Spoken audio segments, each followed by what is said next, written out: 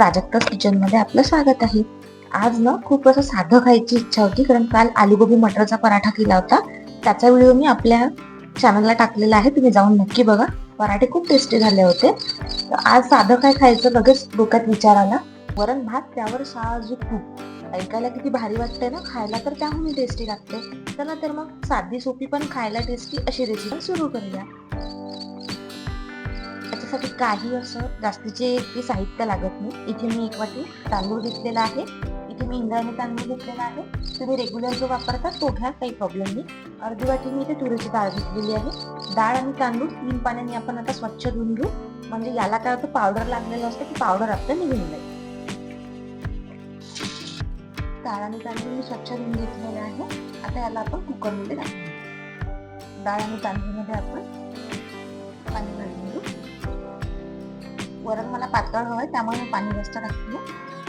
आणि तांदूळाला पाण्याचं प्रमाण तुम्ही कमी जास्त करू शकता.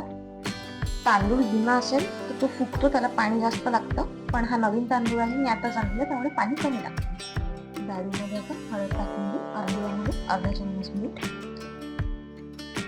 थोडंसं तेल टाकून घेऊ. तेल नक्की टाका, यामुळे ना आपला भात छान मोकळा सुटसुटीत होतो. एकदा हे मिक्स करून घेऊ. कुकर घेतलाय, यामध्ये पाणी टाकून घेऊ. सर्वात आधी डाळ, त्यावर तांदूळ,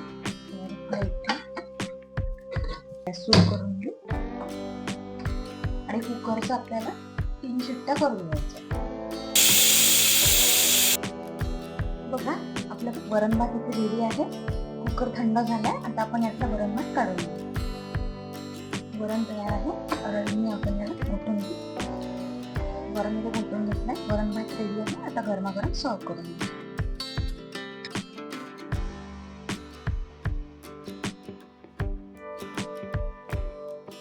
गरमागरम आपलं वरण भात आणि साजूक तूप त्यावर रेडी आहे. व्हिडिओ आवडला असेल तर व्हिडिओला लाईक करा, चॅनलला सबस्क्राईब करा. भेटूया पुन्हा नव्या रेसिपीमध्ये. धन्यवाद.